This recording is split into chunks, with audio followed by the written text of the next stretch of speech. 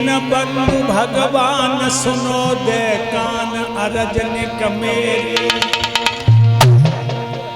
दासी मऊ दीना नाथ रे के लगाए जाइयो।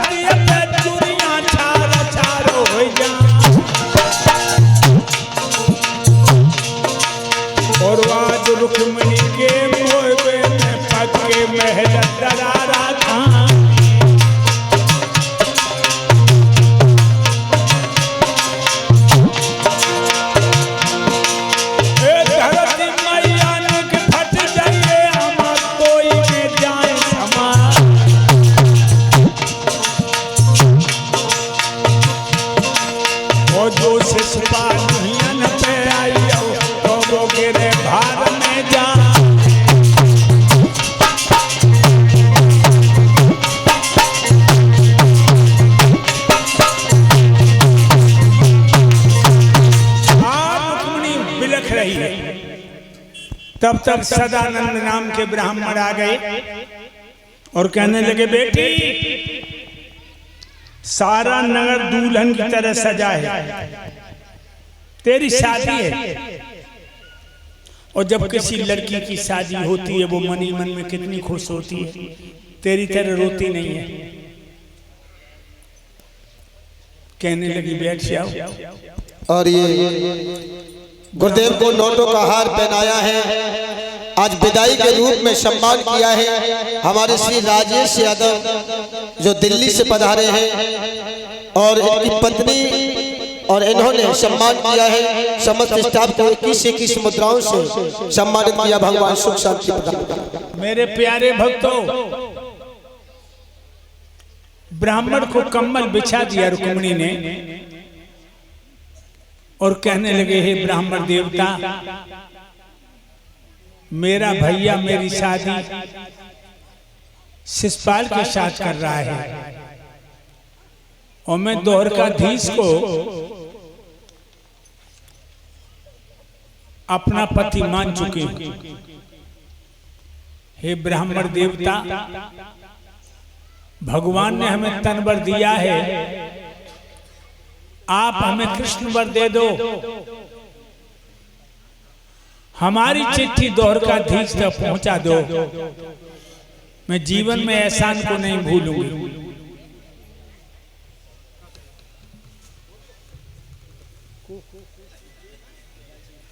मेरे भाइयों, ब्राह्मण कहने लगे, बेटी पत्र लिखो, मैं पत्र द्वारका को ले जाऊंगा और हमारी चली तो भगवान को साथ ही लेके आऊंगा। अब रुक्मिणी अपने हृदय सम्राट कन्हैया को चिट्ठी लिख रही है। क्या लिख रही है?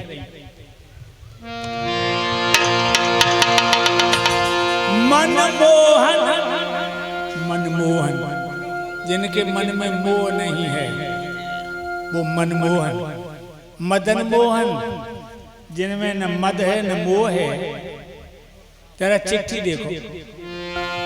मनमोहन,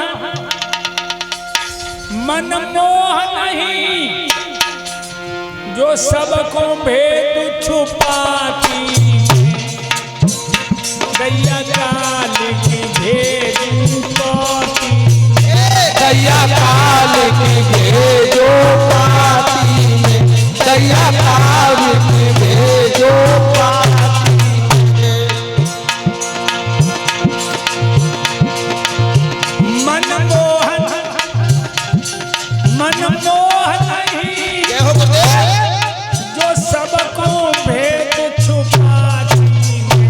दैया काल की भेजू पाती में राजा काल की भेजू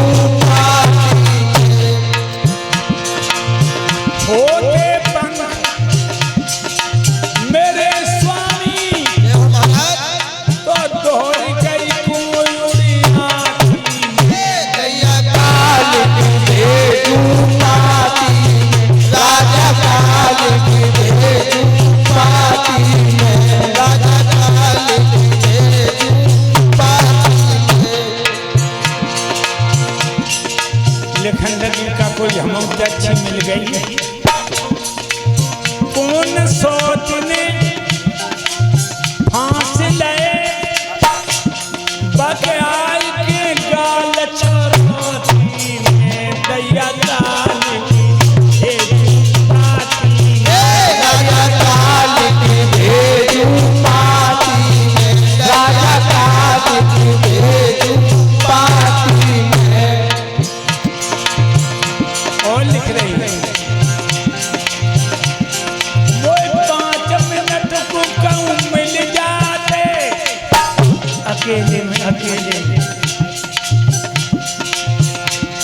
वो 5 मिनट को कहूँ मिल जाते त्रेता की बात बताती मैं दैया काल की भेजू पाती में राजा काल की भेजू पाती दैया काल की भेजू पाती में। जो तिथि के अंदर तुम ना आए जय हो महाराज। तो पेट फाड़ मर जाती राजा काल की भेजू पाती में दैया काल की भेजू पाती में राजा काल की भेजू पाती में। नीचे अपने हस्ताक्षर कर दिए। पत्र को लेकर के ब्राह्मण द्वारका में पहुंची। कन्हैया की कचहरी लगी है। जाकर के भगवान को पत्र दिया। भगवान ने अपने प्राण प्यारी रुक्मिणी का पत्र पढ़ा। आंखें छलकाई। नाना उग्रसेन बोले क्या बात है कन्हैया, किसका पत्र है? भगवान कहने लगे नाना श्री विदर्भ देव के राजा भीष्म को उनकी लड़की का नाम रुक्मिणी, उसी का पत्र है। कहने लगे उग्रसेन जाओ और रुक्मिणी जैसी लड़की को दुल्हन बना के द्वारका में लाओ।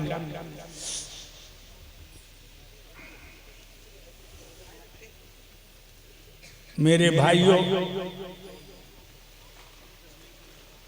आज भगवान कन्हैया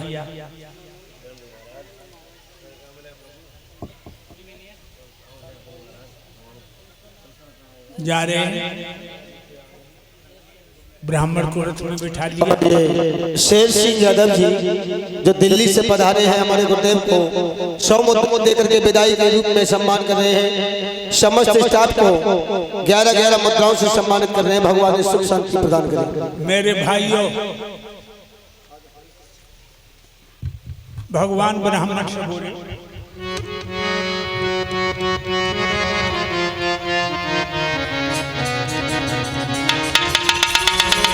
ब्राह्मण देवता जरा ठहरो, मैं रथ तैयार कराता हूँ, मैं रथ तैयार कराता हूँ। दूतों को मार के जल्दी से रुक्मिणी रानी को लाता हूँ, रुक्मिणी रानी को लाता हूँ।